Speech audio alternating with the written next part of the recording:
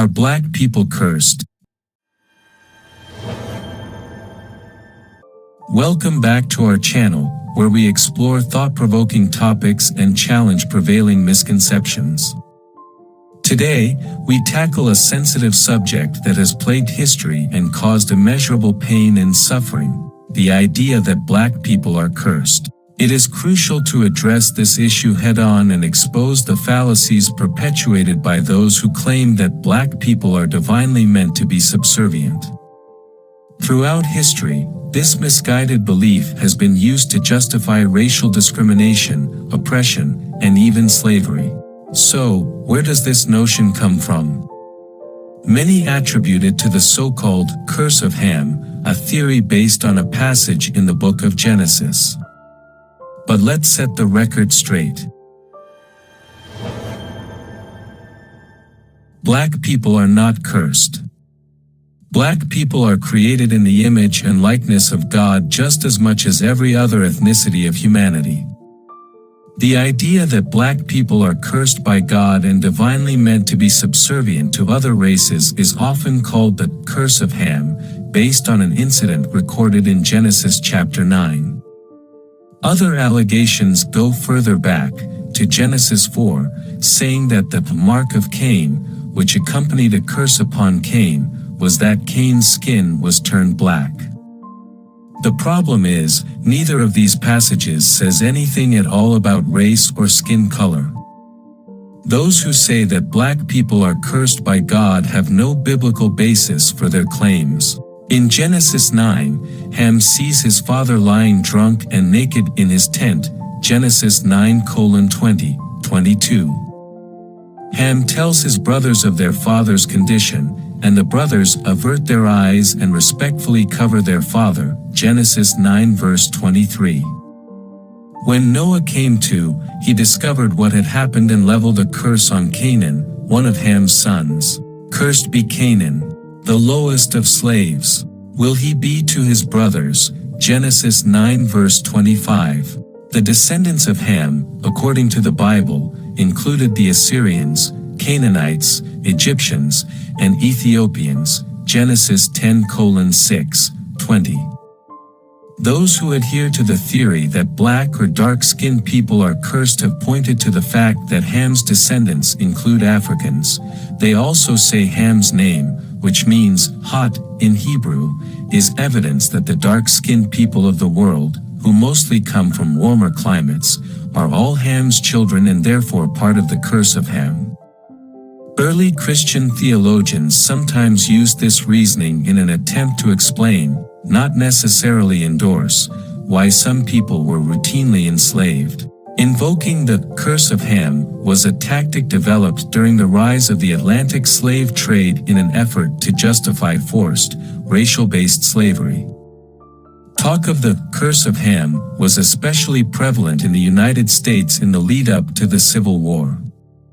Both before and after that era, however, Christian scholars noted that the practice of race-based slavery was explicitly unbiblical.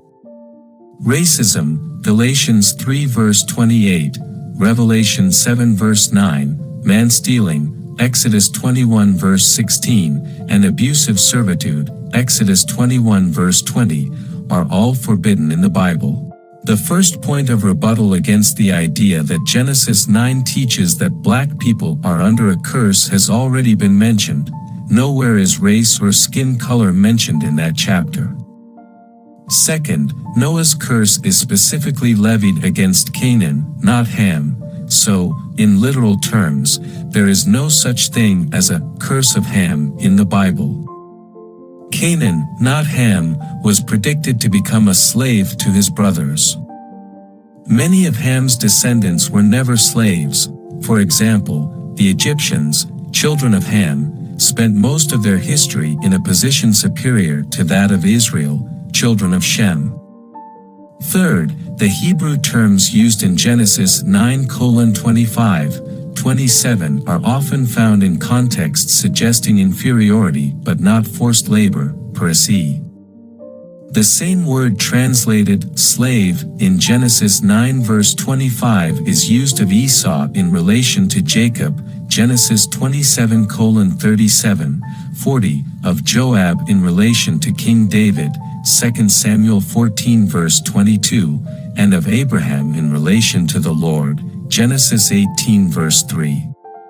In none of these cases does the word carry an implication that literal slaves were involved. The fulfillment of Noah's curse on Canaan occurred centuries later when the Israelites, from the line of Shem, entered the land of Canaan and subdued the inhabitants of that land, 1 Kings 9:20, 21. To rebut the theory that Genesis 4 teaches that black or dark-skinned people are cursed or deserving of discrimination, we note the wording of God's rebuke of Cain, "Now you are under a curse and driven from the ground," Genesis 4 verse 11, and "The Lord put a mark on Cain," verse 15. The Hebrew word translated mark is oath, and nowhere in the Bible is oath ever used to refer to skin color. The curse on Cain was on Cain himself. Nothing is said of Cain's curse continuing to his descendants. Besides, the Mark of Cain was meant to protect Cain, verse 15, and should be considered a mitigation of the curse, not the curse itself. There is absolutely no biblical basis for the idea that Cain's descendants had dark skin. Further, unless one of Noah's sons' wives was a descendant of Cain, possible but unlikely, Cain's line ended with the flood. In short, the claim that dark-skinned or black people are cursed by God comes from a worldly, anti-biblical attempt to justify racism. There is no such thing as a curse of Ham, and there is no justification for race-based slavery. What sets the races against each other is the sinful nature of human beings. It is important to note that the Bible promotes equality, condemns racism, and emphasizes the inherent worth and value of every individual. In Galatians 3 verse 28, it states, "There is neither Jew nor Greek, slave nor free, male nor female, for you are all one in Christ Jesus."